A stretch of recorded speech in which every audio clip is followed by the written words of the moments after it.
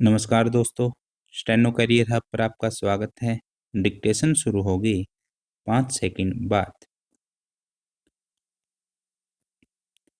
महोदय, बच्चों को जो ज्ञान प्राप्त हो वह अनुभव से प्राप्त हो, न कि केवल स्मरण शक्ति पर आश्रित रहकर रटाई द्वारा। उन्होंने सोचा था और उच्चतम शिक्षा शास्त्रियों का भी यही विचार है कि इस प्रकार से प्राप्त ज्ञान बच्चों में जागरूकता, कार्यकुशलता, स्वतंत्र भावना पैदा करता है, जो इस जीवन के संग्राम में बहुत सहायक हो सकता है।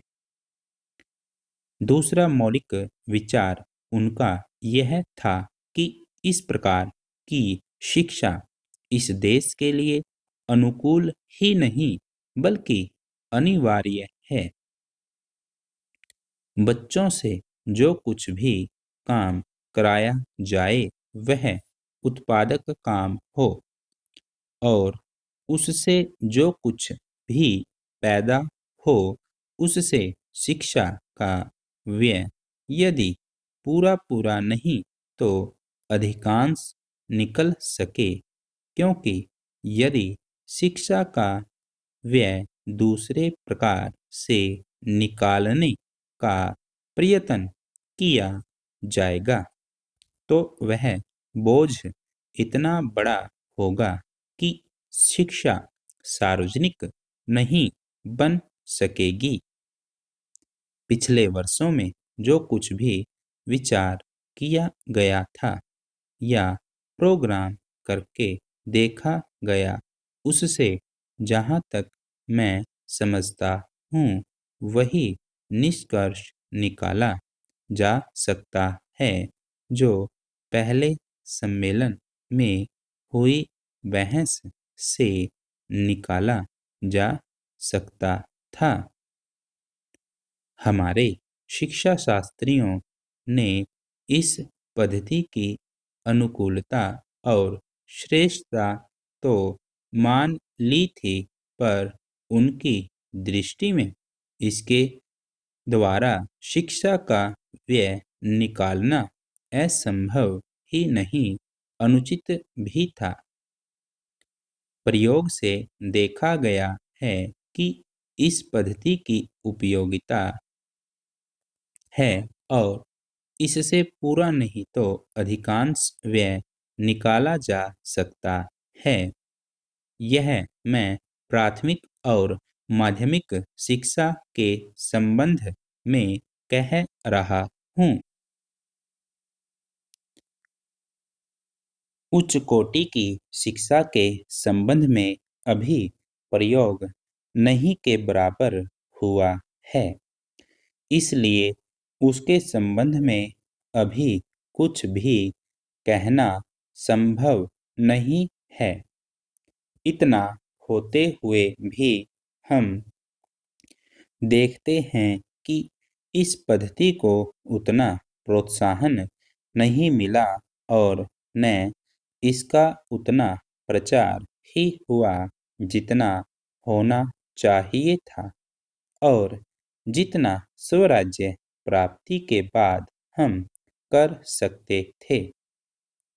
इसका कारण जहाँ तक मैं समझता हूँ यही है कि इसकी उपयोगिता प्रमाणित होने पर भी पुरानी पद्धति पर जो आस्था थी वह अभी दूर नहीं हुई है और इसी कारण शिक्षा के काम में जो व्यक्ति लगे हुए हैं उनका न तो इस ओर ध्यान गया है और न उन्होंने इस विषय पर गहराई से चिंतन ही किया है।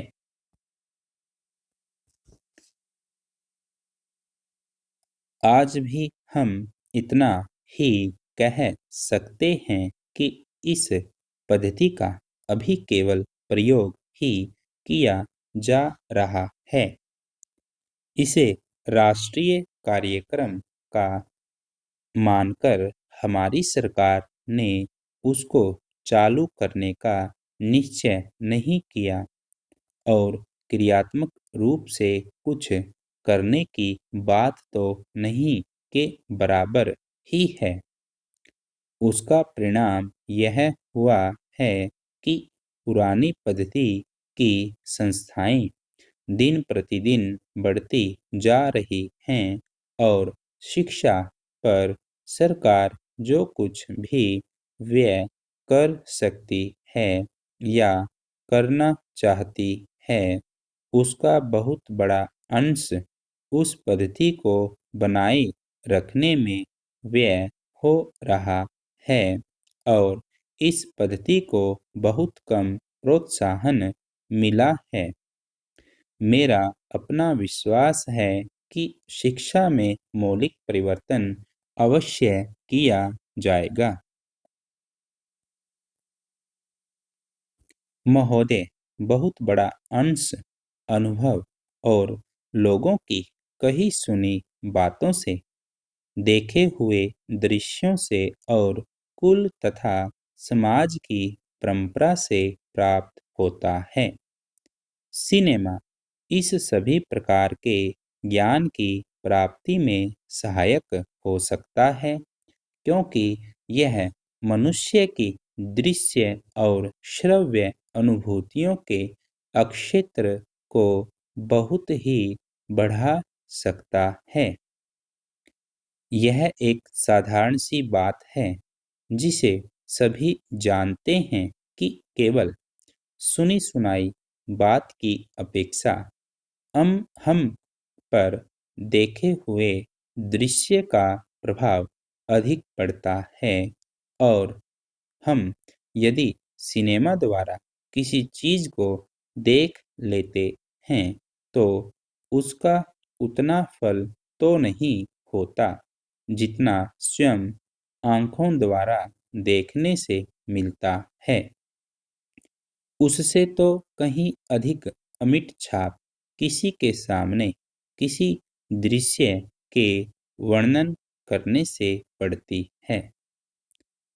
मन बहलाव के भी साधन कितने ही प्रकार के होते हैं।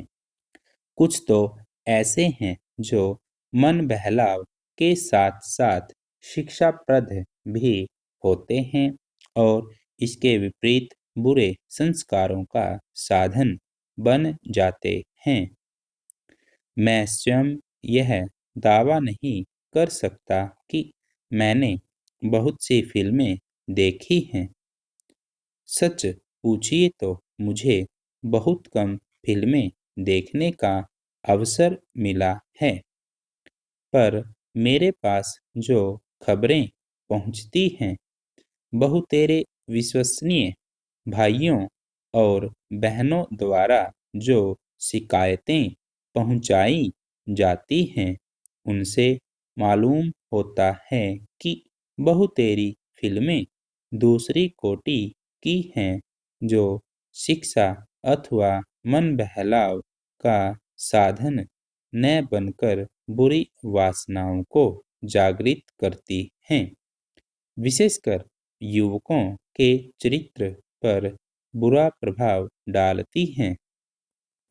हो सकता है कि इस प्रकार की फिल्में अधिक लोकप्रिय होती हों, उनके द्वारा अधिक पैसे कमाए जा सकते हों। कुछ लोग यह कह सकते हैं कि फिल्म निर्माताओं का काम ऐसी फिल्मों को बनाना है जो लोकप्रिय हों क्योंकि वे एक प्रकार की मांग को पूरा करती हैं। यह भी कहा जा सकता है कि फिल्मों का ध्येय मन बहलाव ही है।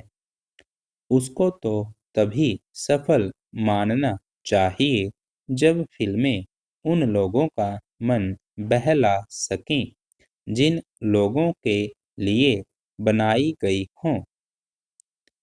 ये सब बातें बहस के रूप में कही जा सकती हैं, पर मैं चाहूँगा कि कोई भी सिनेमा हो अथवा फ़िल्म के बनाने वाले हों, वे यदि अपना कर्तव्य समाज सेवा समझते हैं और उन्हें ऐसा समझना भी चाहिए, तो उन सबके लिए ये सब बातें यदि अग्राह्य नहीं तो गौण अवश्य हैं और उनका मुख्य उद्देश्य तो सेवा ही होना चाहिए। सेवा तभी तक सेवा रहती है जब तक वह सेव्य का हित करे, न कि उसे गिराए।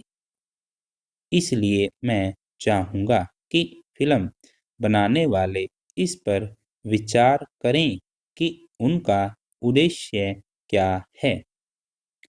उद्देश्य सेवा ही होना चाहिए और सेवा के साथ-साथ यदि धनोपार्जन भी हो जाए तो निर्दोष है।